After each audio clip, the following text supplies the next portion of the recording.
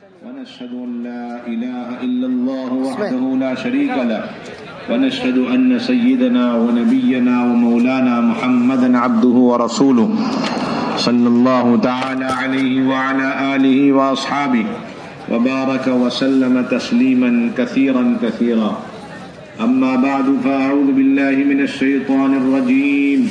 بسم الله الرحمن الرحيم.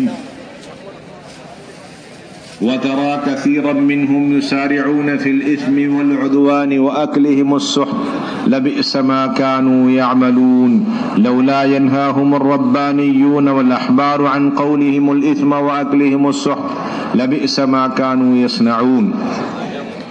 وقال الله تبارك وتعالى والمؤمنون والمؤمنات بعضهم أولياء بعض يأمرون بالمعروف وينهون عن المنكر ويقيمون الصلاة ويؤتون الزكاة ويطيعون الله ورسوله أولئك سيرحمهم الله إن الله عزيز حكيم.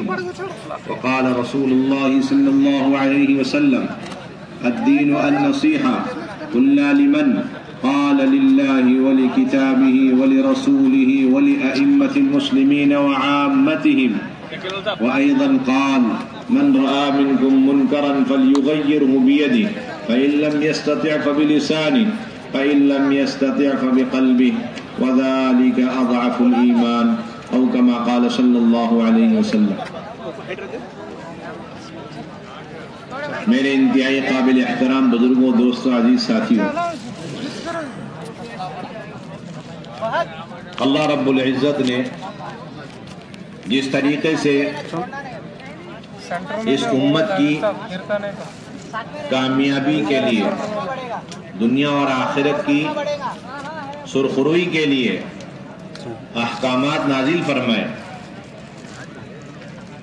اور ان احکامات پر چلنے پر اللہ رب العزت نے محبتوں کے سربلندیوں کے اور برکتوں کے غیبی نصرتوں کے وعدے فرمائے. اسی طریقے سے اللہ رب العزت نے اس دین کو اور ان احکامات کو پوری انسانیت کی زندگی میں لانے کے لیے دین کی محنت بھی عطا فرمائی اور انبیاء علیہ السلام کے ذریعے اس دین کی محنت کو عملی طور پر ہمیں بتلا دیا اور اللہ رب العزت نے ہدایت کا وعدہ دین کی محنت اور مجاہدے پر فرمایا. مجاہدہ دین کی نسبت پر کسی بھی قسم کی تکلیف اور مشقت کو برداشت کر لینے کا نام نہیں،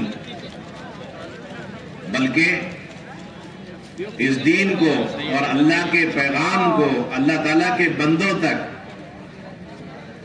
پہنچانے کے لیے نبیوں والا طریقہ اور حضرات صحابہ والا طریقہ جو شخص اختیار کرے گا اور اس کے ساتھ ساتھ اس میں آنے والی تکلیفوں کو ناگواریوں کو برداشت کرے گا،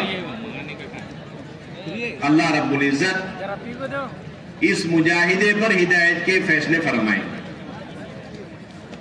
اللہ کے بندوں تک اللہ کے پیغام کو نبی پاک علیہ السلام کے طریقے کے مطابق پہنچانے میں آنے والے تکالیف اور ناگواریوں کو اللہ کے لیے برداشت کر لینے کا نام مجاہدہ.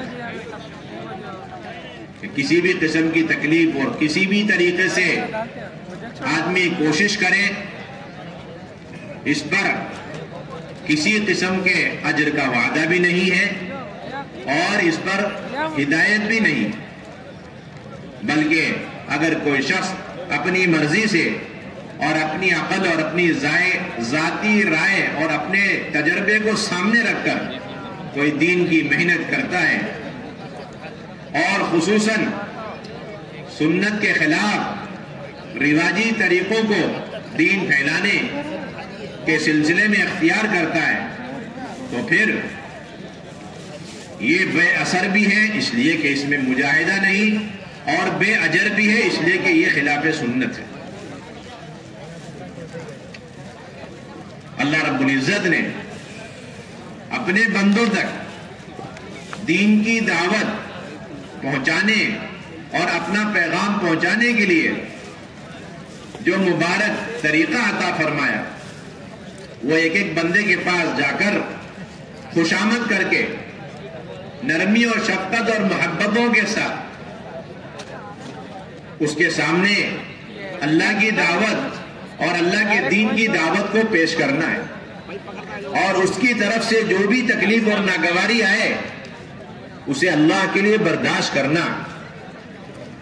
یہ تمام انبیاء علیہ السلام کی مشترکہ سنت ہے۔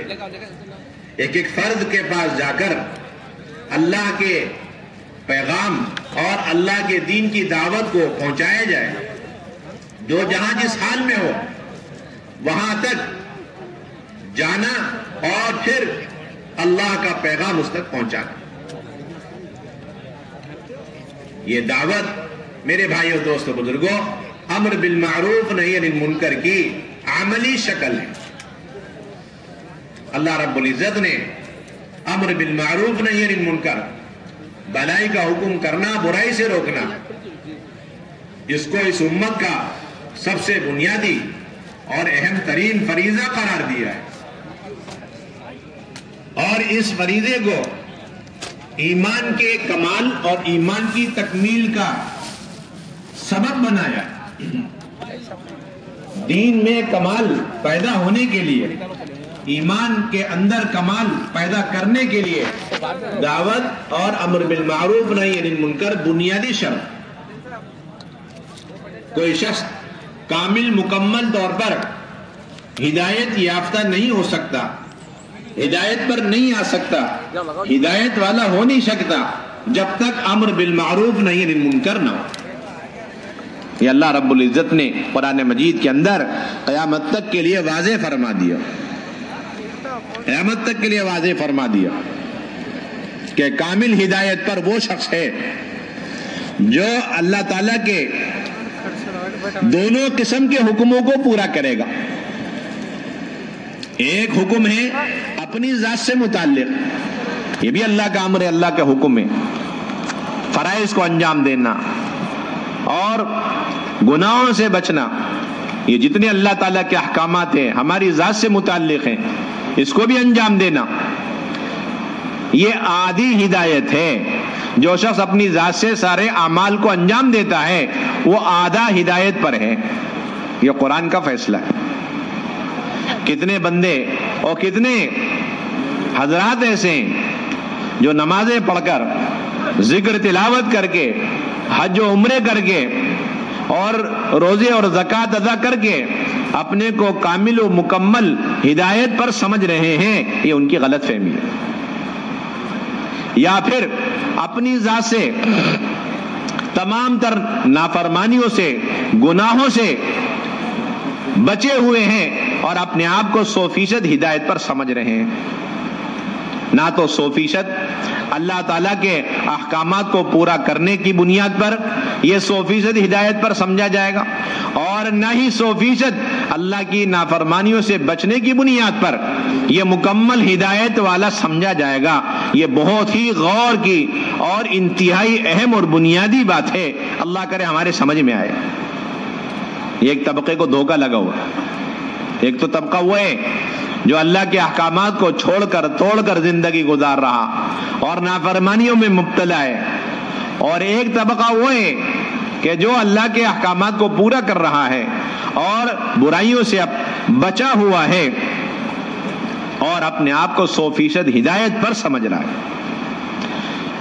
اور ایسا ہدایت یافتہ اپنے آپ کو سمجھ رہا ہے کہ اس کے بعد جتنے لوگ گمراہ ہو رہے ہیں اور نافرمانیوں میں مبتلا ہیں وہ سمجھتے ہیں کہ ان کی نافرمانیوں کی وجہ سے ہماری کوئی پکڑ نہیں ہوگی اور ہم عذاب میں گرفتار نہیں ہوں گے، اور ان کے گناہوں کا ہمارے اوپر کوئی نقصان نہیں، ان کے گناہوں کی وجہ سے ہمارے اوپر کوئی آنچ نہیں آئے گی۔ اللہ تعالیٰ نے صاف طور پر فرما دیا کہ یہ خیال ہی باطل ہے، یہ تصور ہی باطل ہے کہ میں اپنی ذات سے سارے اعمال اور ساری نیکیوں کو انجام دوں اور اپنی ذات سے تمام گناہوں سے بچ جاؤں اور پھر دوسروں کو نیکیوں کا حکم نہ کروں اور دوسروں کو برائی سے نہ روکوں تو میرے حق میں کوئی نقصان نہیں اور میں اللہ کے عذاب میں گرفتار نہیں ہوں گا. یہ انتہائی باطل خیال ہے اور قرآن کے حکم اور قرآن کے فیصلے کے خلاف. علماء نے صاف طور پر لکھا ہے کہ اللہ رب العزت نے کامل و مکمل ہدایت پر 100% عذاب سے نجات کا وعدہ فرمایا. اور کامل و مکمل ہدایت یہ ہے کہ ایک شخص اپنی ذات سے نیکیاں انجام دے اور نیکیوں اور فرائض کو انجام دے اور اس کے ساتھ ساتھ دوسروں کو نیکیوں پر آمادہ کرے. یہ 2 فریضے ہیں. جس طرح اپنی ذات سے نیکیوں کو انجام دینا ایک مستقل فریضہ ہے، ذمہ داری ہے، اسی طرح اللہ کے بندوں کو اللہ کے احکامات پر، نیکیوں پر، بھلائیوں پر، فرائض پر آمادہ کرنا یہ مستقل ایک فریضہ ہے. اور تیسری ذمہ داری اپنی ذات سے نافرمانیوں سے، گناہوں سے بچنا ایک مستقل فریضہ ہے اور اللہ کے بندوں کو، بندیوں کو اور امت کے تمام طبقات کو گناہوں سے روکنا اور ان کو تنبیہ کرنا اور فہمائش کرنا، انہیں سمجھاتے رہنا یہ مستقل فریضہ ہے. اگر کوئی شخص اپنی ذات سے ساری نیکیاں انجام دے رہا اور اپنی ذات سے تمام برائیوں سے بچا ہوا ہے تو یہ آدھے دین پر ہے، آدھے ہدایت پر ہے اور یہ اتنا ناقص اس کا دین ہے اور اس کی یہ ہدایت اتنی ناقص ہے کہ اگر ان نافرمانوں کے نافرمانیوں کی وجہ سے اللہ کا عذاب کا اترنا طے ہو جائے اور اللہ تعالیٰ کی طرف سے عذاب نازل ہو جائے تو یہ اپنی نیکیوں کی بدولت، اپنی اس ناقص ہدایت کی بدولت اس عذاب سے بچ نہیں سکتا. یہ قرآن کا فیصلہ ہے. اللہ کے بندوں کا ایک گروہ، ایک طبقہ ہے، وہ سمجھتا ہے ہم نمازیں پڑھ رہے ہیں اور ہم نے کلمہ پڑھ لیا ہے اور ہم روزے رکھ رہے رمضان کے اور مال اللہ نے دیا زکوٰۃ ادا کر رہے ہیں اور بیت اللہ کا اور حرمین کا اور بیت اللہ کا ہم حج کر رہے ہیں اور میں بڑے بڑے گناہوں سے بچا ہوا ہوں، اب میری ذمہ داری پوری ہو گئی اور میں مکمل ہدایت پر آ گیا. یہ آپ کی سوچ قرآن کے خلاف ہے. یہ آپ کی سوچ قرآن کے خلاف. اللہ رب العزت نے قرآن مجید میں بات واضح فرما دی. اللہ رب العزت نے ظالموں کو دردناک عذاب دینے کا وعدہ فرمایا. پھر اللہ نے قرآن مجید میں خود صاف طور پر یہ بھی واضح فرما دیا کہ ظالم 2 قسم کے لوگ. ظالم کتنے قسم کے لوگ؟ کہ 2 قسم کے لوگ. ظالم کی ایک قسم وہ ہے جو براہ راست اللہ تعالیٰ کی نافرمانی میں مبتلا ہے، براہ راست اللہ کی نافرمانی کر رہی. ظالموں کی ایک قسم یہ. اور دوسری قسم وہ ہے کہ جو اللہ کے ان نافرمان بندوں کو دیکھتے ہوئے ان کو نافرمانی سے روکنے کی کوشش نہیں کر رہے. اللہ کا اٹل فیصلہ ہے کہ یہ بھی ظالم ہیں اور جب عذاب آئے گا تو ان دونوں ظالموں کو دردناک عذاب میں برابر ہم مبتلا کریں.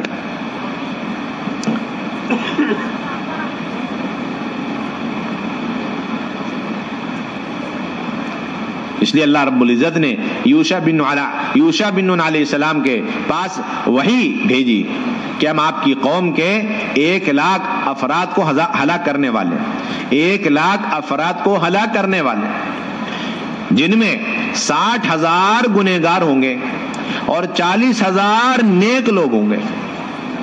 ظاہر سی بات ہے یہ بات آپ بھی سنتے ہیں اور سننے کے بعد فوراً آپ کے دل میں سوال پیدا ہوگا کہ 60,000 گنہگاروں کو عذاب میں گرفتار کرنا تو معقول بات ہے، سمجھ میں آنے والی بات، لیکن 40,000 نیک لوگوں کو عذاب میں مبتلا کرنے کی کیا وجہ ہو سکتی ہے؟ ایک دم سے بات دل میں پیدا ہوتی ہے، سوال پیدا ہوتا ہے. تو یوشع بن نون علیہ السلام نے یہی سوال اللہ تعالیٰ سے سمجھنے کے لیے کیا، اعتراض کے طور پر نہیں،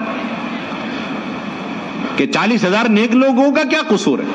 تو اللہ رب العزت نے دوبارہ وحی کے ذریعے سے یہ ارشاد فرمایا کہ یہ 40,000 نیک لوگ نیکیاں کر رہے تھے اور یہ خود گناہ نہیں کر رہے تھے، لیکن یہ ان 60,000 لوگوں کے ساتھ اٹھتے بیٹھتے تھے جو ہر وقت میری نافرمانی میں تھے، اور ان کی نافرمانیوں کو دیکھ کر ان کو ہاتھ سے بھی نہیں روکا، زبان سے بھی نہیں روکا، بلکہ ان نافرمانیوں کی وجہ سے ان کے دل ان کی پیشانی پہ بل بھی نہیں پڑے، ان کو ذرا بھی ناگواری نہیں ہوئی. اس لیے یہ خود مستقل گنہگار ہیں. نافرمانی کو نہ ختم کرنے اور نہ روکنے کی وجہ سے یہ مستقل ایک نافرمانی ہے. اس لیے ان دونوں قسم کے لوگوں کو ہم عذاب میں برابر مبتلا کریں گے اور ہلاک کریں گے. یہ فیصلہ ہے. امت نے نماز چھوڑنے کو گناہ سمجھا اور روزہ چھوڑنے کو گناہ سمجھا اور زکوٰۃ نہ دینے کو گناہ سمجھا اور شراب پینے کو گناہ سمجھا، زنا کو گناہ سمجھا، غیبت اور چوری کو گناہ سمجھا، لیکن امر بالمعروف کو چھوڑ دینے کو گناہ نہیں سمجھا، نہی عن المنکر کو چھوڑ دینا اسے گناہ نہیں سمجھا. حالانکہ علماء کرام نے لکھا ہے کہ امر بالمعروف کو چھوڑ دینا کبیرہ گناہ ہے، نہی عن المنکر کو چھوڑ دینا کبیرہ گناہ ہے. اور یہ ایسا فریضہ ہے کہ اگر کسی شخص نے کسی کو گناہ میں دیکھا اور اس گناہ کو روکنے کی اس کے اندر طاقت اور قدرت ہے، اس کے علاوہ اس گناہ کو کوئی روکنے والا نہیں ہے، تو اس کے ذمے فرض عین ہو جاتا ہے کہ اس گناہ کو روکنے کی پوری کوشش کرے، یا تو زبان سے یا پھر ہاتھ سے، اور آخری درجہ ہے دل سے اس کو برا سمجھتا رہے، کڑتا رہے، بے چین رہے، اپنے بستر پر کروٹیں لیتا رہے کہ اللہ یہ کیا ہو رہا ہے، تیری نافرمانی ہو رہی ہے، تیرے بندے اور بندیاں تیری نافرمانیوں میں مبتلا ہیں، اے اللہ ان کو توبہ کرنے کی توفیق دے، اے اللہ انہیں گناہوں سے بچنے کی توفیق دے، ان کے دلوں کو گناہوں سے نیکیوں کی طرف پھیر دے. یہ کروٹیں لے لے کر مصلی میں سجدے میں پڑھ کر اللہ سے دعائیں مانگنا اس کے ذمہ فرض ہے. یہ علماء نے لکھا ہے قرآن حدیث کی روشنی میں. ورنہ یہ ایسے ہی گنہگار شمار ہوگا جس طریقے سے وہ سارے کے سارے لوگ اللہ کی نافرمانی میں اور گناہوں میں مبتلا ہیں. بلکہ بات یہ ہے کہ اگر 5,000 سال قبل 5,000 سال پہلے کوئی گناہ ہوا، اللہ کی نافرمانی ہوئی، اور ہم 5,000 سال پہلے بعد میں پیدا ہوئے، تو اب ظاہر سی بات ہے اس گناہ کو روکنے کی کوئی شکل ہمارے پاس نہیں ہے، نہ ہاتھ سے روک سکتے کیونکہ ہمارے سامنے تو گناہ ہوا نہیں ہے. وہ 5,000 سال پہلے وہ گناہ ہوا، ہم کیسے ہاتھ سے روکیں گے؟ ہاتھ سے روکنے کے لیے ہمارے سامنے گناہ ہونا چاہیے، اور زبان سے بھی اس گناہ کو نہیں روک سکتے جو ایمان کا دوسرا درجہ ہے، اس کے لیے بھی سامنے گناہ ہونا چاہیے. تو نہ ہاتھ سے اس گناہ کو روک سکتے ہیں، نہ زبان سے اس گناہ کو روک سکتے جو 5,000 سال ہم سے پہلے ہوا.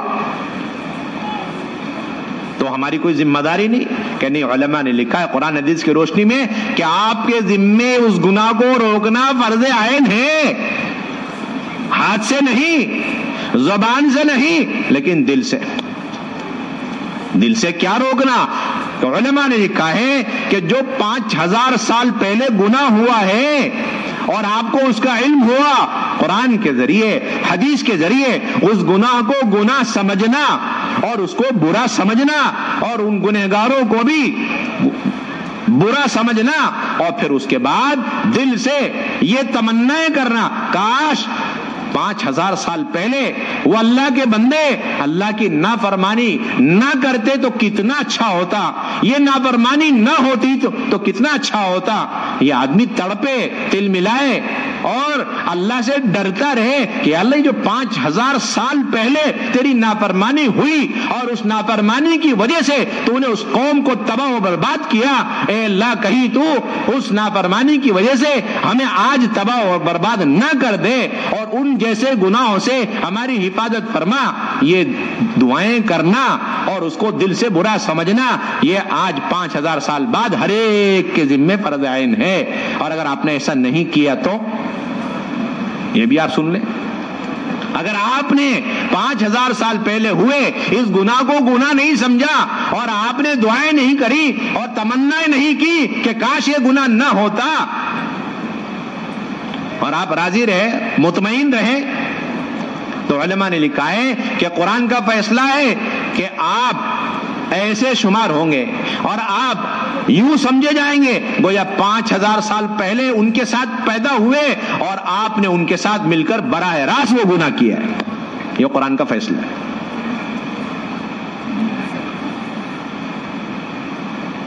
میرے بھائیوں، دوستوں، بزرگوں، ہمیں ان گناہوں کی نحوستوں کا اندازہ نہیں ہے۔ ہم بہت مطمئن ہیں، اپنے حج اور عمروں پر بڑا ناز ہے، بڑا اطمینان ہے، اور جو چاروں طرف اللہ کی نافرمانیاں ہو رہی ہیں، اللہ کے بندے اور بندیاں اللہ کی نافرمانیاں کر رہے ہیں، اس سے ہم بہت مطمئن ہو کر بیٹھے ہوئے ہیں۔ یہ اطمینان کی کوئی چیز نہیں ہے، یہ ڈرنے کی چیز ہے، خوف کی چیز ہے، دہشت کی چیز ہے۔ آپ اندازہ لگائیں، حدیث کے اندر آتا ہے، علماء نے لکھا ہے، اگر کوئی قوم کسی نافرمانی کی وجہ سے، کوئی قوم کسی نافرمانی کی وجہ سے کسی زمانے میں اور کسی دور میں ہلاک ہوئی ہے، کسی عذاب میں اس قوم کو اللہ تعالیٰ نے ہلاک کر دیا ہے، تو علماء نے فیصلہ سنایا، حدیث کی روشنی میں سنایا کہ آج کے زمانے میں کسی کے لیے جائز نہیں کہ ان لوگوں کی بستیوں سے آپ گزریں۔ کس سے گزریں؟ ان لوگوں کی بستیوں سے گزریں جو لوگ کسی بھی گناہ کی وجہ سے اللہ تعالیٰ کے عذاب میں مبتلا ہوئے اور ہلاک کر دیے گئے، ایسے بستی میں داخل ہونے کی بھی اجازت نہیں۔ آپ بہت غور سے اس بات کو سمجھیں، اللہ کرے بات ہماری سمجھ میں آ جائے، ہمیں ابھی تک گناہوں کے نحوست اور اس کے برے اثرات کا احساس تک بھی نہیں ہے۔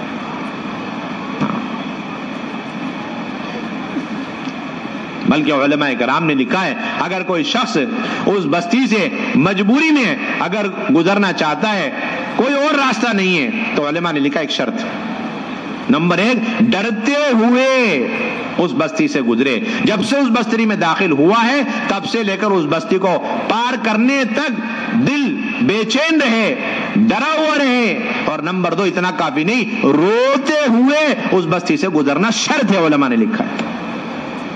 کیا کرتے ہوئے جی روتے ہوئے اس بستی سے گزرنا شرط، اور توبہ استغفار کرتے ہوئے ادھر سے گزرنا، یہ تیسری شرط لکھی۔ ایک تو ڈرتے ہوئے اور روتے ہوئے، اور تیسرے توبہ استغفار کے ساتھ اس بستی سے گزرنا، اور اس بستی میں ٹھہرنا نہیں، اور اس بستی کے پانی کا بھی استعمال نہیں کرنا، اس بستی میں ٹھہرنا نہیں بالکل، اور اس بستی کے پانی کا بھی استعمال کرنے کی آپ کو اجازت نہیں۔ آپ صلی اللہ علیہ وسلم قوم عاد، قوم ثمود جیسی بڑی بڑی قوموں کی بستیوں سے گزرے، جنہیں ان کی نافرمانیوں کی وجہ سے اللہ تعالیٰ نے انتہائی خطرناک عذاب دے کر ہلاک کیا ہے، وہاں سے گزرے آپ۔ تو آپ صلی اللہ علیہ وسلم نے اپنے منہ پر، اپنے چہرے پر کپڑا ڈال کر، اپنے چہرے پر کپڑا ڈال کر کے صحابہ کو یہ حکم دیا، روتے ہوئے گزرو، تیزی سے گزرو، تیزی سے گزرو، اور فرمایا کہ یہاں کا پانی استعمال نہیں کرنا۔ صحابہ نے انجانے میں وہاں کے کنویں کا پانی لیا اور اس سے آٹا بھی گوندھ لیا۔ آپ نے فرمایا نہیں، اس آٹے کی روٹی تک نہیں بنانا، اسے جانوروں کو کھلا دو۔ اسے کس کو کھلاؤ؟ جانوروں کو کھلا دو، کوئی گنجائش نہیں۔ صرف اس بستی میں صرف اس کنویں کا پانی آپ لے سکتے ہو جس کنویں سے صالح علیہ السلام کی اونٹنی پانی پیا کرتی تھی، بس جس کنویں سے صالح علیہ السلام کی اونٹلی پانی پیا کر دی، صرف اس کنویں سے آپ پانی استعمال کر سکتے، اور باقی اس بستی سے آپ کو ایک تو تیزی سے گزرنا، روتے ہوئے گزرنا، ڈرتے ہوئے گزرنا، استغفار کرتے ہوئے گزرنا۔ کون ہے؟ اچھا ڈر کیا ہے کہ کہیں ایسا نہ ہو کہ ان کے ان گناہوں کی نحوست کی وجہ سے جس طرح اللہ نے انہیں 5000 سال 10,000 پہلے ہلاک کیا ہے، کہیں آج اللہ ہمیں دوبارہ ہلاک نہ کر دے۔ یہ کس کو ڈر ہو رہا؟ سید الانبیاء صلی اللہ علیہ وسلم۔ اور کون سی جماعت ہے؟ اللہ کے برگزیدہ بندے حضرات صحابہ کی جماعت ہے۔ تو آپ اندازہ لگائیں کہ جب سید الانبیاء صلی اللہ علیہ وسلم جیسی ہستی اور حضرات صحابہ جیسی مقدس جماعت وہ ایسے گناہوں کی بستیوں سے ایسے ڈرتے ہوئے گزر رہے ہیں اور گھبرائے ہوئے ہیں، تو آپ اندازہ لگائیں کہ ہمارا کیا ہوگا جب ہمارے سامنے ایک نہیں دو نہیں کروڑوں لوگ، مرد عورتیں جوان بوڑھے، اللہ کے فرائض کو چھوڑ کر کے نافرمانیوں میں مبتلا ہوں، تو ہمارے لیے پھر کیا گنجائش رہ جاتی ہے کہ ہم ان کے درمیان اطمینان کے ساتھ زندگی گزاریں؟ کیا گنجائش رہ جاتی ہے کہ ہم ان کے درمیان استغفار کے بغیر زندگی گزاریں؟ ہمیں کتنا ڈرنا چاہیے اور ہمیں اللہ سے کتنا توبہ استغفار کرنا چاہیے 24 گھنٹے ان نافرمانیوں پر جو ہمارے چاروں طرف اور ہمارے ارد گرد، ہمارے قریب اور پڑوس میں اور دور دراز علاقوں کے اندر ہو رہے اور ہم اپنی آنکھوں سے دیکھ رہے۔ گناہوں کی نحوست کا ہمیں اندازہ نہیں۔ میرے بھائیو، دوستو، بزرگوں، یہ بات طے کہ آپ صلی اللہ علیہ وسلم کا یہ مستقل معمول تھا۔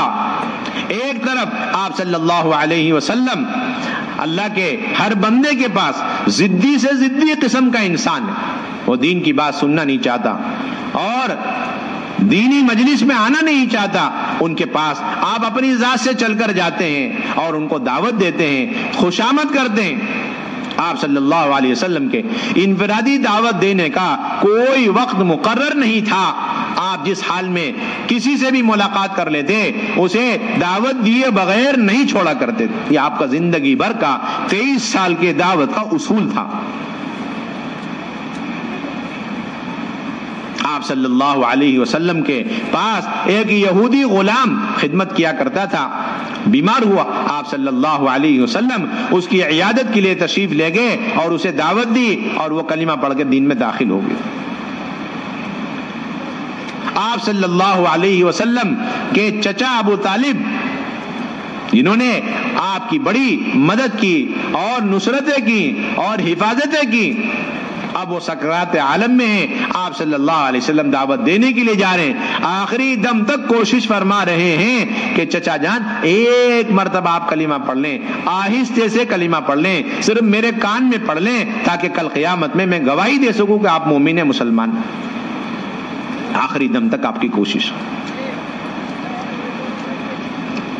آپ صلی اللہ علیہ وسلم حکم بن کیسان کو دعوت دے رہے ہیں اور وہ پکے مشرک ہیں، آپ صلی اللہ علیہ وسلم دعوت دے رہے ہیں اور وہ انکار پر انکار کر رہے ہیں، یہاں تک کہ حضرت عمر رضی اللہ تعالی عنہ کو غصہ آ گیا اور انہوں نے عرض کیا کہ اجازت دے اس کی گردن اڑا دیں۔ آپ صلی اللہ علیہ وسلم حضرت عمر پر ناراض ہوئے لیکن حکم بن کیسان پر ناراض نہیں ہوئے، یہاں تک کہ وہ کلمہ پڑھ کے دین میں داخل ہو گئے تو آپ نے فرمایا اے عمر، اگر میں تمہاری بات مان کر اجازت دے دیتا گردن اڑانے کی تو یہ شخص آج جہنم میں چلے جاتا۔ آپ صلی اللہ علیہ وسلم ایک ایک کی ہدایت کے بارے میں اتنے لالچی ہیں اور اتنی حرص ہیں، اتنے فکر مند ہیں کہ آپ صلی اللہ علیہ وسلم کے پاس حضرت ابو بکر رضی اللہ تعالی عنہ اپنے والد ابو قحافہ کو لے کر کے آئے تو آپ نے فرمایا کہ ان بڑے میاں کو کیوں تکلیف دی، ان کو اپنے گھر میں چھوڑ دیتے، یہاں تک کہ میں خود جا کر ان کو دعوت دیتا۔ یہ جذبہ آپ صلی اللہ علیہ وسلم کے اندر۔ آپ صلی اللہ علیہ وسلم نے اپنی امت کو اور امت کے ایک فرد کو دعوت دینے کا کوئی موقع حاصل جانے نہیں دیا۔ یہ پوری سیرت بھری ہوئی، کوئی تکلیف دے رہا ہے، برا بھلا کہہ رہا ہے، آپ دعوت دیتے جا رہے ہیں۔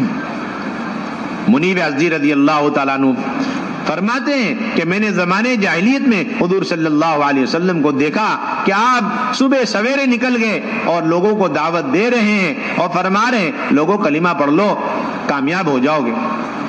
آپ کی اس دعوت پر قوم کا کیا برتاوا تھا وہ خود فرماتے میں نے دیکھا کہ ایک آدمی آپ کو برا بھلا کہہ رہا ہے, دوسرا آدمی آپ کے جسم مبارک پر مٹی ڈال رہا ہے, اور تیسرے بدبخت انسان کو میں نے دیکھا کہ آپ کے چہرے انور پر تھوکا جا رہا ہے.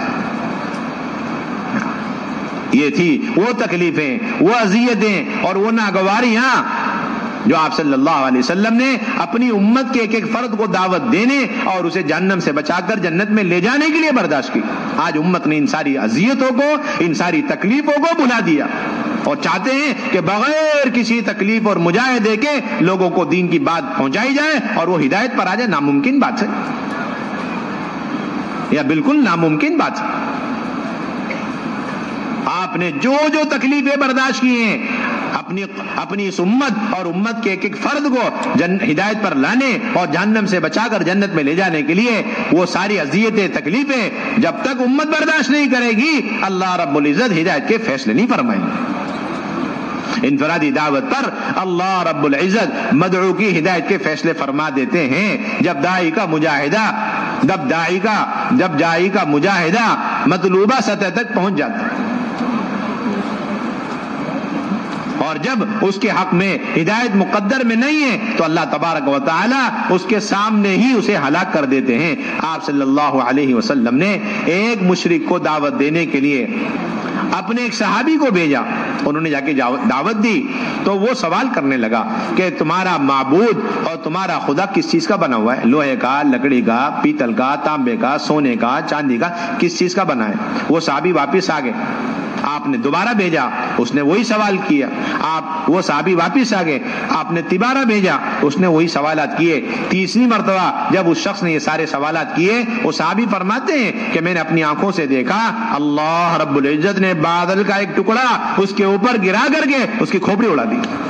یہ اللہ کی براہ راست مدد آتی ہے جب بندہ اللہ کے بندوں تک دین کی دعوت پہنچانے میں نبیوں والا طریقہ اختیار کرتا ہے اور مجاہدے اور تکلیفیں اذیتیں برداشت کرتا ہے. یہ قیامت تک کی سنت ہے.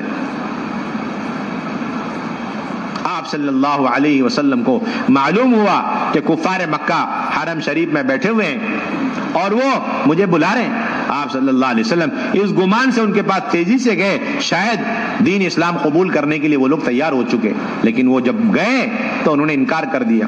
پھر انہوں نے پرانی باتیں بیان کرنی شروع کر دی. انہوں نے کہا ہمارے کچھ مطالبے آپ اسے پورا کریں تو ہم آپ کی بات مانیں گے. کیا مطالبہ؟ کہ اس مکے کی ان پہاڑیوں نے ہمارا جینا تنگ کر رکھا ہے, ہماری زندگی تنگ کر رکھی ہے. آپ اپنے رب سے دعائیں کریں کہ مکے کی پہاڑیاں ہٹا دیں یہاں سے, اور پھر یہاں باغ لگ جائے اور یہاں نہریں چلیں اور یہاں قلعے اور محلات تعمیر ہو جائیں. آپ نے فرمایا دیکھو یہ ایک مزاج ہے ہر دور میں, ہر زمانے میں.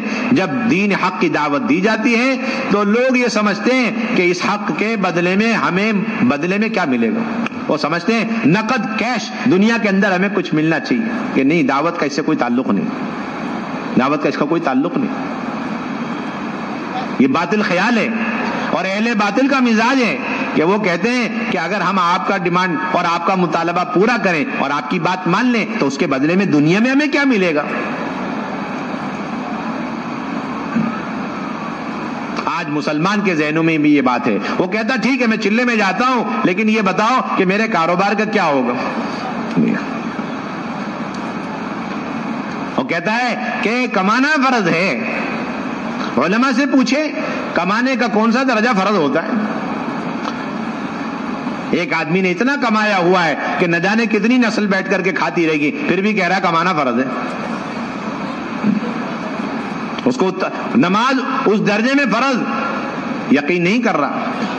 زکوٰۃ کی فرضیت کا اس درجے میں اسے احساس نہیں ہے, لیکن کمانے کا اسے اتنا احساس. علماء کرام نے لکھا ہے کمانے کا کون سا درجہ فرض عین ہوتا ہے. آپ سنو اچھی طرح. ایک دن اللہ کی عبادت کرنے کے لیے اس کو ایک دن اللہ تعالیٰ کے حقوق اور اللہ کی عبادت کرنے کے لیے جتنی جسمانی طاقت قوت چاہیے اور اس کے لیے جتنی غذا چاہیے اتنی مقدار میں کمانا بس فرض عین. آج کے دن اللہ کا حکم 5 وقت کی نماز ہے یا اس کے علاوہ کوئی فرض ہے، اس کو ادا کرنے کے لیے جتنی جسمانی طاقت چاہیے اس کے بقدر کمانے میں لگنا، بس اتنا فرض عین ہے. یا آپ کے اوپر کوئی قرضہ ہے تو اس قرضے کی ادائیگی کے بقدر کمانے میں لگنا فرض عین. یا پھر آپ کے ذمے اللہ کے کچھ بندوں کے حقوق ہیں، ماں باپ کے حقوق ہیں، اپنے بیوی بچوں کے حقوق ہیں، ان کے حقوق کی ادائیگی کے بقدر کمانے میں لگنا فرض عین ہے.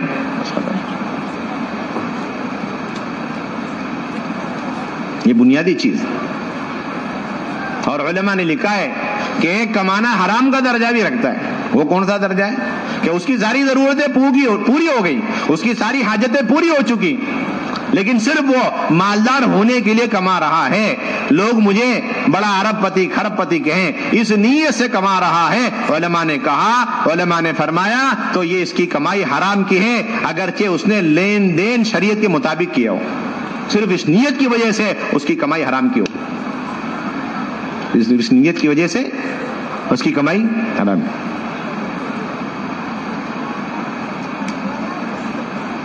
تو حضور صلی اللہ علیہ وسلم سے انہوں نے یہ مطالبے کیے کہ آپ ہماری ضرورتیں پوری کریں. آپ نے فرمایا میرے دعوت کا یہ مقصد نہیں ہے اور میں دنیا میں ان کاموں کے لیے نہیں آیا. تو انہوں نے کہا ٹھیک ہے، آپ جس اللہ کی ہمیں دعوت دے رہے ہیں اس اللہ سے آپ اپنے چند مطالبوں کو پورا کروا دیں تو ہم آپ کی بات مانیں گے.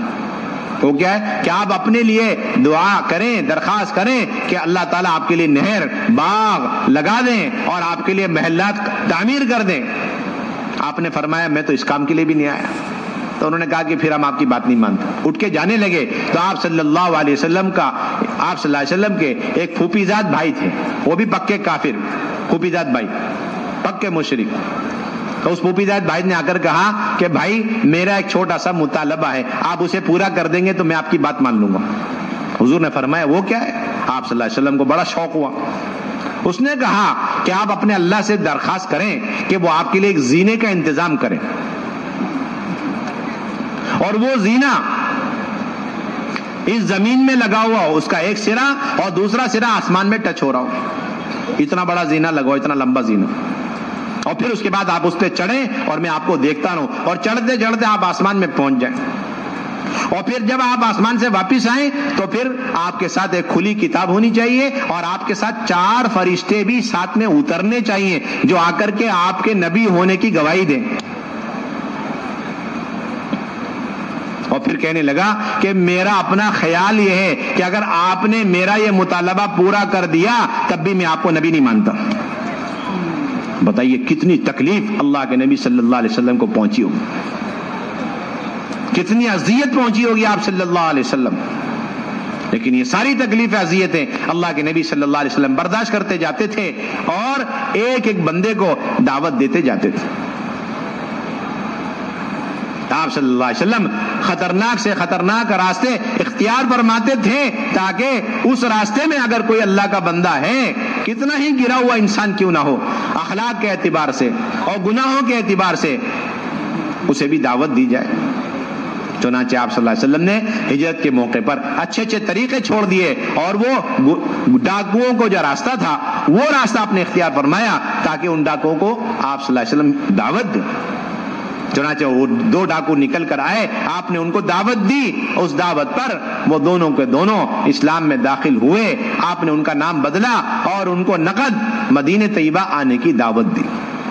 یہ آپ صلی اللہ علیہ وسلم نے ہمیں قیامت تک کے لیے رہبری فرما دی. سفر میں، حضر میں، دن میں، رات میں، تنے تنہا، جس موقع پر جس حال میں، لیکن دعوت دیے بغیر نہیں چھوڑ. ہر ایک کو دعوت. لوگ آتے تھے کہ اللہ کے نبی آپ ہمارا مال لے لیجئے، آپ اپنے دین کے کاموں میں استعمال کر لیجئے. اللہ کے نبی صلی اللہ علیہ وسلم فرماتے تھے کہ نہیں، جب تک تم کلمہ پڑھ کے دین میں داخل نہیں ہوتے ہم تمہاری صلاحیتوں کو دین پر نہیں لگاتے، تو تمہارا مال ہم دین کے نسبت پر استعمال نہیں کرتے. آپ صلی اللہ علیہ وسلم بدر کے لیے تشریف لے جا رہے، سواری کی کمی ہے، انتظامات کی کمی ہے. ایک مشرک پیچھے سے آیا اور کہنے لگا اللہ کے نبی میں آپ کی مدد کرنا چاہتا ہوں، میرے پاس سارے انتظامات. کتنی سخت حاجت ہے، کتنی سخت ضرورت ہے، افراد بھی کم ہیں اور انتظام بھی کم ہے. ایسے موقع پر ایک آدمی کا مل جانا لیکن آپ نے فرمایا کہ نہیں پہلے کلمہ پڑھو. اس نے کہا میں کلمہ نہیں پڑھتا. آپ نے فرمایا تیری مدد کی ضرورت نہیں. پھر آپ آگے بڑھے, پھر وہ آیا پیچھے سے, اللہ کے نبی میں آپ کی مدد کرنا چاہتا ہوں. آپ نے فرمایا کلمہ پڑھو. وہ کہتے میں کلمہ نہیں پڑھتا. آپ نے فرمایا تیری مدد کی مجھے کوئی ضرورت نہیں. پھر آگے بڑھے, پھر وہ پیچھے سے آیا اور کہنے لگا میں آپ کی مدد کرنا چاہتا ہوں. آپ اندازہ لگائیں, آج ایک مسلمان کی بھی یہ سوچ بن چکی ہے کہ وہ کہتا ہے میں نے بہت مال کمایا ہوا ہے اور میرا مال آپ لے لیجئے, خیر کے کاموں میں لگا دیجئے اور مجھے چھوڑ دیجئے میرے حال میں. نہیں, آپ کا یہ مزاج تھا. تو میرے بھائیوں دوستو بزرگوں, جب سے امت کے اندر سے انفرادی دعوت نکلی ہے اس وقت سے امت کے اندر ارتداد عام ہوا ہے. ہر فرد میں, ہر طبقے کے اندر آپ دیکھیں گے ایک بے دینی کی طرف رجحان, میلان, اللہ کی نافرمانیاں عام, ارتداد عام. جوان, بوڑھے اور قوم کے قوم, بستیوں کی بستیاں, گاؤں کے گاؤں یہ دین سے نکلتے جا رہے ہیں کہ اس لیے کہ امت نے اس انفرادی دعوت کو چھوڑ دیا جو اس امت کا اہم ترین فریضہ تھا. گھر گھر کے اندر بے دینی ہے, اس لیے کہ دعوت کا عمومی سلسلہ ختم ہو گیا. ہر فرد امت کو اللہ رب العزت نے یہ فریضہ دیا ہے اور اس کام کا مکلف بنایا ہے کہ ہر شخص جو جہاں جس حال میں ہے وہ جس طرح اپنی ذات سے اللہ کے حکموں کا پابند ہے اور فریضے کا پابند ہے, اس طرح وہ دین کی دعوت دینے کا بھی پابند ہے. اللہ کی طرف سے حکم اور امر ہے. اور پھر اللہ رب العزت نے قیامت تک اس امت کی تعلیم اور تربیت کے لیے ایک سنت اور مسنون جگہ متعین کر کے عطا فرمائی ہے کہ جب تک یہ امت اس جگہ پر جمع نہیں ہوگی اس وقت تک امت کی ہدایت اور امت کی تربیت کا ہم تصور نہیں کر سکتے. اللہ رب العزت نے قیامت تک ان مساجد کو, ان مسجدوں کو امت کے ہر طبقے اور امت کے ہر فرد کی تعلیم اور تربیت کی جگہ بنا دی. جو شخص جتنا ان مساجد میں آ کر تعلیم کے اور ایمان کے حلقوں میں بیٹھتا چلا جائے گا اتنا اللہ رب العزت دور صحابہ کی طرح اس کی تربیت فرماتے چلے جائے. یہ بات بالکل غلط ہے کہ کہیں بھی کسی بھی جگہ بھی ایک مسلمان کی تربیت ہو سکتی ہے, اس کی اصلاح ہو سکتی ہے.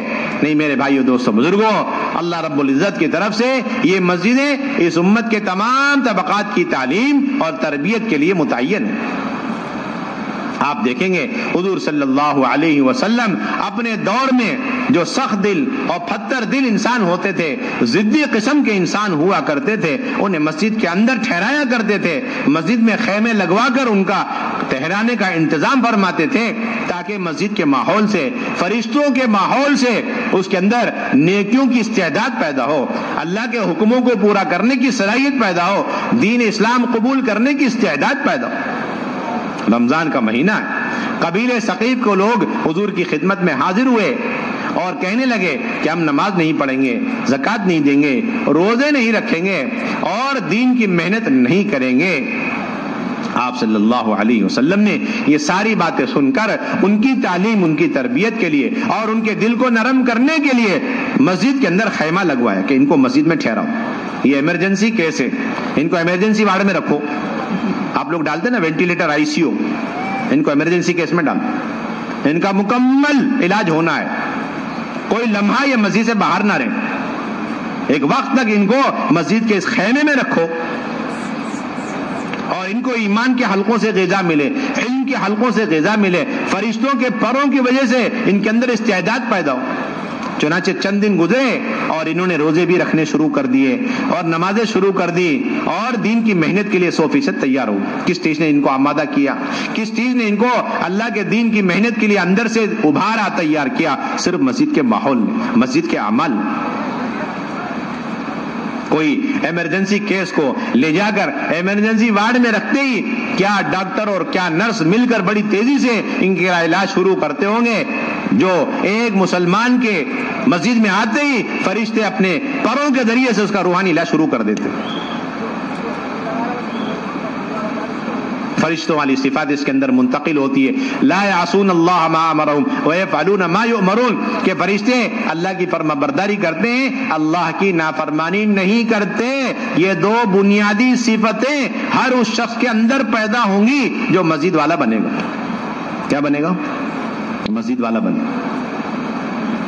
آپ کا مستقل معمول تھا، اپنی ذات سے آپ مسجد کے اندر ایمان کے حلقے لیا کرتے تھے، غیب کے تذکرے فرمایا کرتے تھے.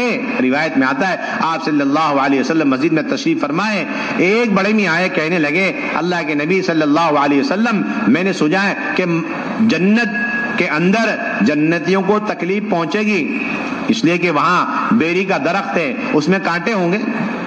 آپ نے فرمایا کہ تم نے سنا نہیں، اللہ تعالیٰ کا ارشاد ہے کہ وہاں بیری کے جو درخت ہوں گے اس میں کانٹے نہیں ہوں گے. تو بڑے میاں نے تعجب سے پوچھا اللہ کے نبی صلی اللہ علیہ وسلم وہ کانٹے سب کہاں چلے جائیں گے؟ اللہ کے نبی نے فرمایا جس رب نے اس میں کانٹے پیدا کیے، جس اللہ نے، وہ اپنی قدرت سے ہر کانٹے کے بدلے میں پھل لگا دیں گے، اور ہر پھل کے اندر 70 ذائقے ہوں گے، اور ہر ذائقہ دوسرے ذائقے سے جدا ہوگا، الگ ہوگا. بڑے میاں کہنے لگے اللہ کے نبی صلی اللہ علیہ وسلم اس درخت کا سایہ کتنا وسیع ہوگا؟ آپ نے فرمایا ایک کوا 1 مہینے مسلسل اڑتا رہے تب بھی اس سائے کے کنارے تک نہیں پہنچ سکتا. بڑے میاں نے پوچھا اس درخت کا تنا کتنا چوڑا ہوگا؟ آپ نے فرمایا 1 اونٹ جوان تم پکڑو اور اسے چلاؤ، دوڑاؤ، اور وہ چلتے چلتے چلتے ہی بوڑھا ہو جائے، اور پھر چلتا رہے چلتا رہے چلتا رہے یہاں تک کہ بالکل موت کے قریب پہنچ جائے، اس کی ہڈیاں گل کے گرنے لگیں. اتنا لمبا چل کر وہ اس درخت کا، اس تنے کا ایک چکر نہیں کاٹ سکتا. آپ اندازہ لگائیں اللہ رب العزت نے جنت اور جنت کے اندر کیسی کیسی نعمتیں ایمان والوں کے لیے، اپنے نیک بندوں کے لیے چھپا کے رکھی. اس کے تذکرے کون فرما رہے؟ آپ صلی اللہ علیہ وسلم مسجد میں بیٹھ کر اس کے تذکرے فرما رہے. یہ اس امت کی تربیت کا سبب تھا، ایمان کے حلقے مسجد میں قائم کرنا، جنت دوزخ کے تذکرے کرنا، جسے اس امت نے بھلا دیا، اس امت نے بھلا دیا. اب تو اللہ معاف فرمائے امت کے خواص عوام سب کے سب اس غلط فہمی میں مبتلا ہو چکے ہیں کہ مسجد صرف اور صرف 5 وقت نماز پڑھنے کی، ادا کرنے کی جگہ بس. اور مسجد کے اندر کمال یہ سمجھتے ہیں، مسجد کو آباد کرنا یہ سمجھتے ہیں خوب مسجدوں کو دنیا کی چیزوں سے بھر دو. کیا سمجھتے ہیں؟ جتنی سہولتیں ہیں مسجد میں بھر دو، تاکہ جو عبادت کے ذریعے تھوڑا سا بھی مجاہدے کرنے کا موقع مل رہا ہے وہ مجاہدہ بھی ختم ہو جائے. دنیا بھر کے سارے عیش و آرام، دنیا بھر کی ساری سہولتیں مسجد میں، اور پھر اپنے ہاتھ سے مسجدوں میں تالا مارو. کیوں؟ چوری کا ڈر ہے. کس کا ڈر ہے؟ چوری کا ڈر. اب یہ بندہ آ کر کے مسجد میں 1-1 گھنٹے تک اپنی مسجد میں لگائی ہوئی چیزوں کے بارے میں تو مشورے کرے گا، لیکن اس مسجد میں ایک آدھا گھنٹہ ایمان اور علم کے حلقوں کے لیے فارغ کرنے کے لیے تیار نہیں ہوگا. یہ تو قیامت کی علامت ہے. مسجدوں کو آرائش کرنا اور مسجدوں کو مزین کرنا، آراستہ کرنا، یہ تو قیامت کی علامت ہے. بڑی بڑی مسجدیں بنانا اور اس کے اندر خوب زیب و زینت کی چیزیں لگا کر فخر کرنا، یہ قیامت کی علامت ہے. مسجدوں کی زینت یہ ظاہری چیزیں نہیں ہیں. مسجدوں کی زینت مسجد کے اندر کی نماز اور مصلی، اور پھر ایمان کے حلقے، علم کے حلقے، ذکر کے حلقے، اور دین کو زندہ کرنے کے مشوروں کے حلقے، اور اللہ کے بندوں کے جماعتوں کے مسجدوں میں آنے کے سلسلے، اور پھر ان مسجدوں سے جماعتیں بن کر پوری دنیا کے اندر جانے کے لیے تشکیل کے سلسلے، اور جو جماعتیں اللہ کے راستے سے کام کر کے واپس آ رہی ہیں ان کی کارگزاریوں کے سلسلے، یہ مسجد النبوی کے وہ اعمال ہیں جس پر حضور صلی اللہ علیہ وسلم امت کو چھوڑ کر گئے. 24 گھنٹے آپ صلی اللہ علیہ وسلم کے زمانے میں مسجدیں آباد تھی، اور اس کا مقصد کیا تھا؟ اس کا مقصد یہ تھا ہر مسلمان کے دل کی گہرائی میں اس بات کا یقین کامل اتر جائے کہ میرے ہر مسئلے کا حل مسجد کے اندر ہے. نہ میرے کاروبار سے میرے مسئلے حل ہو رہے، نہ میری تجارت سے میرے مسئلے کے حل ہو رہے، نہ میری ملازمت سے، نہ میری کارخانوں سے، نہ میری فیکٹریوں سے، نہ میری بینک بیلنس اور پراپرٹی سے، بلکہ میرے چھوٹے بڑے ہر مسئلے کا حل مسجد سے. اس کا تو یقین دور نبوت میں انسان تو انسان، جنگل کے جانوروں کو بھی اس کا یقین تھا کہ اپنے روزی روٹی کا مسئلہ حل کرنا ہے، مسجد چلو۔ روایت میں کہ آپ صلی اللہ علیہ وسلم کے زمانے میں چند بھیڑیے جنگل سے نکل کر آئے، آپ نے دیکھ کر کہا یہ بھیڑیے اپنے راشن کے سلسلے میں آئے، اپنی روزی روٹی کا مسئلہ حل کرنے کے لیے آئے، بتاؤ کیا رائے؟ مشورہ کر رہے، جنگل کے درندوں کے روزی روٹی کا مسئلہ حل کرنے کے لیے مشورہ ہو رہا، اور وہ بھی اس یقین سے ہم مسجد چلے جائیں گے، ہمیں روزی کا مسئلہ حل ہو جائے گا۔ تو صحابہ نے عرض کیا اللہ کے نبی آپ جو طے فرما دیں۔ حضور صلی اللہ علیہ وسلم نے فرمایا جس کے پاس ایک ریوڑ ہے بکری کا، وہ سال میں ایک بکری ان کے حوالے کر دے۔ صحابہ نے منع کر دیا، یا رسول اللہ ہم تو ویسے بھوکے ہیں، ہماری روزی روٹی کا ویسی مسئلہ ہے، بہت پریشان ہے، قحط ہے، تنگ دستی ہے، اس لیے یہ اتنی بڑی خوراک ہم نہیں دے سکتے۔ آپ نے فرمایا ٹھیک ہے، اچھی بات۔ ان بھیڑیوں کی طرف 3 انگلی سے اشارہ فرما کر یہ فرما دیا کہ تم جھپٹا مار کے ان کے ریوڑ میں سے نکال لو، وہ حلال ہے، اور صحابہ سے فرمایا اب تم اپنے ریوڑ کی حفاظت کرو۔ آپ اندازہ لگا جنگل کے درندے، ان کے اوپر کوئی شریعت لاگو نہیں ہوتی، وہ کسی چیز کے پابند نہیں ہے، حلال کے حرام کے، کھانے میں پینے میں کسی چیز کے پابند نہیں، آزاد۔ لیکن وہ مخلوق وہ اپنا روزی کا مسئلہ حل کرنے کے لیے مسجد آ رہی۔ تو آپ سوچ سکتے ہیں یہ زمانے میں ایسے جنگل کے درندے وہ اپنے روزی روٹی کے مسئلے کو حل کرنے مسجد آ رہے ہیں، ایسے زمانے میں صحابہ جیسی جماعت وہ اپنے روزی روٹی کے مسئلے کو حل کرنے کے لیے مسجد کو چھوڑ کر کہیں اور جاتے ہوں گے، آپ سوچ بھی سکتے ہیں؟ لیکن آج مسلمان نے اللہ کے در اور گھر کو چھوڑا، اب در در کی ٹھوکریں کھا رہا۔ آپ دیکھو ایک گھر ایک در، اللہ کے گھر کو چھوڑا اس مسلمان نے، آج در در کی ٹھوکریں کھا رہا۔ مولانا یوسف صاحب رحمۃ اللہ علیہ فرمایا کرتے تھے اگر یہ تاجر ہے اور یہ ملازم ہے، یہ کاشتکار ہے، یہ امیر اور غریب ہے، اگر یہ نماز پڑھنے آیا اور صرف نماز پڑھ کر چلا گیا لیکن مسجد میں بیٹھ کر ایمان کی باتیں نہیں سنی، غیب کے تذکرے نہیں سنے، اللہ سے ہونے کو بولا نہیں، سنا نہیں، تو پہلے سے زیادہ دنیا کا یقین لے کر کے لوٹے گا۔ مولانا یوسف رحمۃ اللہ علیہ فرما گئے پہلے سے یہ اسباب کا یقین لے کر کے جائے گا۔ کون سا یقین لے کر کے لوٹے گا؟ اسباب کا یقین، تجارت سے پلنے کا یقین، ملازمت سے پلنے کا یقین، پیسوں سے پلنے کا یقین، اپنی ڈگریوں سے پلنے کا یقین لے کر کے لوٹے گا۔ اس کی نمازیں بے جان ہوں گی، اس میں کوئی جان نہیں ہوگی، اور ان نمازوں کے ذریعے یہ شخص اس کامیابی تک پہنچ نہیں سکتا جس کامیابی کی طرف حی علی الفلاح، آؤ کامیابی کی طرف کہہ کر روزانہ 5 مرتبہ اللہ کے سارے بندوں کو بلایا جا رہا ہے، وہ اس کامیابی تک ہرگز نہیں پہنچ سکتا نماز پڑھتے رہو بیٹھے ہوئے۔ نماز میں جان نہیں ہے، پھس پھسی نماز ہے، جان نکل چکی ہے نماز کی۔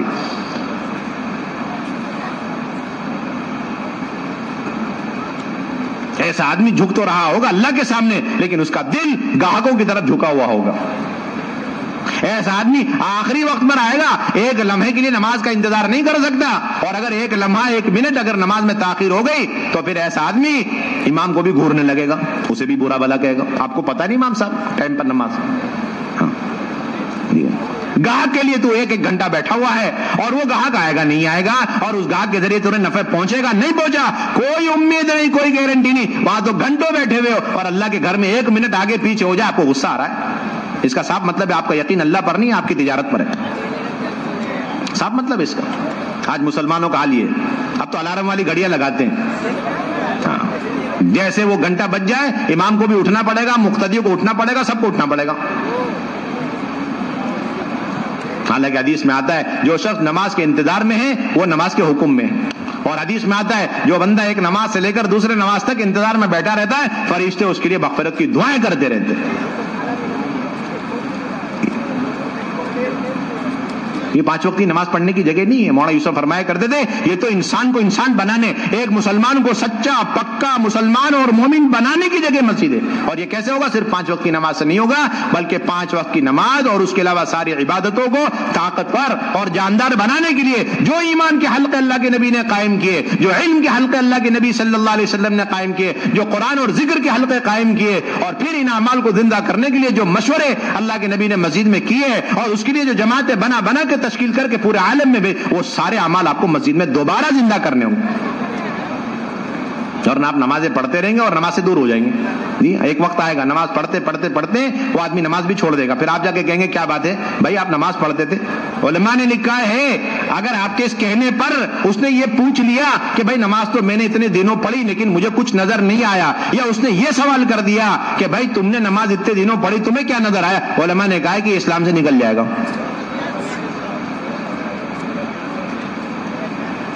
یہ اسلام سے نکل جائے گا سوال کرنے والا. آج کتنی بڑی تعداد ہے مسلمانوں کی, آپ ان سے جا کے کہو چلو آؤ نماز کے لیے, تو یہ سوال کر دیتے. نماز سے کیا ہوتا ہے؟ ہم کہتے ہیں نماز سے سب کچھ ہوتا ہے. تیری دکان سے کیا ہوتا ہے تو بتا دے, تجھے کیا ملا آج تک دکان سے تو بتا دے. کیا بات کر رہے آپ؟ یہ غیر سوال کر سکتا ہے لیکن ایک مسلمان یہ سوال نہیں کر سکتا. ایک مومن یہ سوال نہیں کر سکتا کہ میری نماز سے کیا, میری نماز میں سب کچھ ہے, جو کچھ چاہیے اللہ میری نماز سے مجھے دیں گے. لیکن آج محنت چھوڑ گئی, مسجدوں کو آباد کرنا چھوڑ دیا, اس لیے سوال آج مسلمان میں بھی پیدا ہو گیا. ہاں کہتے ہیں نماز سے کیا ہوتا ہے, ہم کہتے تمہاری دکان سے کیا ہوتا ہے, تجارت سے کیا ہوتا ہے, ملازمت سے کیا ہوتا ہے, تمہارے روپیے پیسے سے کیا ہوتا ہے؟ کچھ بھی نہیں ہوتا. آج تک کسی کا کچھ نہیں ہوا. جب قارون جیسے آدمی کا کچھ نہیں بنا, تمہارا کیا بننے والا؟ اتنا بڑا خزانے والا انسان کہ اس کے خزانے کی کنجیاں لے کے چلنے والی ایک پوری جماعت ہوتی تھی, ایک جتھا ہوتا تھا نوجوانوں کا جو اس کے صرف خزانے کی کنجیاں لے کر جاتے تھے, ان سے وہ کنجیاں چابیاں اٹھائی نہیں جاتی تھی. آپ بتاؤ خزانے کا کیا حال ہوگا جب اس کے خزانے اسے کوئی فائدہ نہیں دیا. یہ سب سے بنیادی چیز یقین پیدا کرنا. مسجد کے اندر اللہ کی بڑائی بولنا. مولانا یوسف رحمۃ اللہ علیہ فرمایا کرتے تھے کہ مسجد میں بیٹھ کر اللہ کی بڑائی بولنے سے بڑھ کر اللہ کے غیر کا یقین دل سے نکالنے کا اور کوئی راستہ ہی نہیں ہے ہمارے پاس.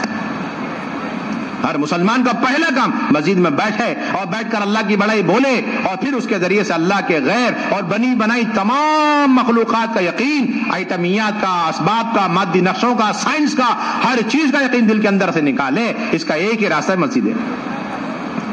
فرماتے تھے کہ اگر مسجد میں بیٹھ کر تم اللہ کی بڑائی بول رہے ہو اور اس درمیان اگر تمہیں کسی صدر کا تصور آ جائے تو پھر صدر اور مچھر میں فرق مت کرنا, اور اگر تم نے صدر اور مچھر کے درمیان فرق کر دیا تو تمہارے ایمان میں کھوٹ ہے. اللہ کی نظروں کے سامنے, اللہ کی قدرت کے سامنے ایک مچھر ایک صدر دونوں برابر ہے, کوئی حیثیت نہیں اللہ کے سامنے. اللہ اللہ ہے. اللہ کی بڑائی, اللہ کی عظمت, اللہ کی وحدانیت, اللہ سے ہونے کو بولنا اور اس یقین کو اندر اتارنے کا ایک راستہ مسجد کا ماحول. گھنٹوں بیٹھو مسجد کے اندر, جس کے بعد جتنا خالی وقت ہے مسجد کو دے دو. مولانا یوسف رحمۃ اللہ فرمایا کرتے تھے آج کے مسلمان کے بگڑنے اور بگاڑنے کا بنیادی سبب مسجد بازار کا ماحول ہے. کون سا ماحول؟ کون سا ماحول؟ یہ بازار کا ماحول ہے. بدترین جگہ بازار کو قرار دیا, اور جو شخص بازاری بن جاتا ہے وہ بدترین بندہ بن جاتا ہے. بہترین جگہ مسجد کو بنایا, اور جو شخص مسجد والا بن جاتا ہے وہ بہترین انسان بن جاتا ہے. یہ بدترین بننے کا راستہ, وہ بہترین بننے کا راستہ. یہ حب البلاد ہے اور یہ ابغض البلاد ہے. جتنی طرح کی برائیاں ہیں, منکرات ہیں, نافرمانیاں ہیں, چغلی ہے, جھوٹ ہے, وعدہ خلافی ہے, دھوکہ دھڑی ہے, یہ سارے بڑے چھوٹے منکرات اور برائیاں بھری ہوئی جگہ بازار کا ماحول ہے. آدمی بازار میں جا کے اللہ کا بندہ بن کے رہنا چاہتا ہے, اللہ کی فرما برداری کرنا چاہتا ہے, تو اسے مسجد والا بننا پڑے گا. مولانا یوسف رحمۃ اللہ فرمایا کرتے تھے اگر کوئی شخص ایک دن بھی 6 گھنٹے 8 گھنٹے بازار میں دے رہا ہے تو پھر اسی دن 6-8 گھنٹے مسجد کو دے دے, تاکہ وہ یقین اور وہ ایمان درست ہو جائے جو یقین اور ایمان بازار میں بیٹھنے کی وجہ سے بگڑ چکا ہے. ہر دن کا حساب لگا کے فرمایا کرتے تھے, یہ نہیں 2.5 گھنٹے 3 گھنٹے 2.5 گھنٹے 3 گھنٹے نہیں. ہر مسلمان, مرد عورت, ہر مسلمان چاہے بڑا ہو چھوٹا ہو, جوان ہو بوڑھا ہو, امیر ہو غریب ہو, تاجر ہو کاشتکار, ہر ایک کی ذمہ داری ہر روز اپنے مسجد کو وقت دے, اپنے یقین کو درست کریں, اپنے اللہ سے تعلق کو صحیح کریں, اس کے لیے ایمان کے حلقوں میں بیٹھے. یہ ہماری بنیادی ذمہ داری. ہمارے سارے گشت اسی لیے, حضرات صحابہ اس لیے گشت کیا کرتے تھے. حضرات صحابہ میں حضرت عمر, حضرت معاذ, اور اسی طریقے سے حضرت ابو ہریرہ رضی اللہ عنہم اجمعین ایمان کے حلقے, علم کے حلقے مسجد میں قائم کر کے اور پھر بازار میں جا کے لوگوں کو دعوت دے کے مسجد میں لاتے تھے. یہ وہ کہتے تھے آؤ بیٹھو ہم تھوڑی دیر اپنا ایمان تازہ کر لیں، اجلس بنا نؤمن ساعتن، اجلس بنا نؤمن ساعتن، آؤ ہم اپنا ایمان تازہ کر لیں۔ اس لیے ہم سب کا بنیادی فریضہ ہے اپنے ذمے اس کو فرض سمجھیں، اپنے ذمے اس کو لازم سمجھیں، انتہائی ضروری سمجھیں کہ روز مجھے اپنی مسجد کو وقت دیں۔ 2 گشتوں کا اہتمام کریں، پہلا گشت بھی ہے دوسرا گشت بھی ہے۔ اطراف میں اپنے محلے میں بہت ساری آبادیاں ہیں، کالونیاں ہیں، اور وہاں پر بہت ساری جگہ مسجدیں ہیں، لیکن کہیں ایسے بھی مسجد بھی نہیں ہے، بعض جگہ مصلے، بعض جگہ مسجد بھی نہیں، مصلے بھی نہیں، لیکن اللہ کے بندے اور بندیاں بھرے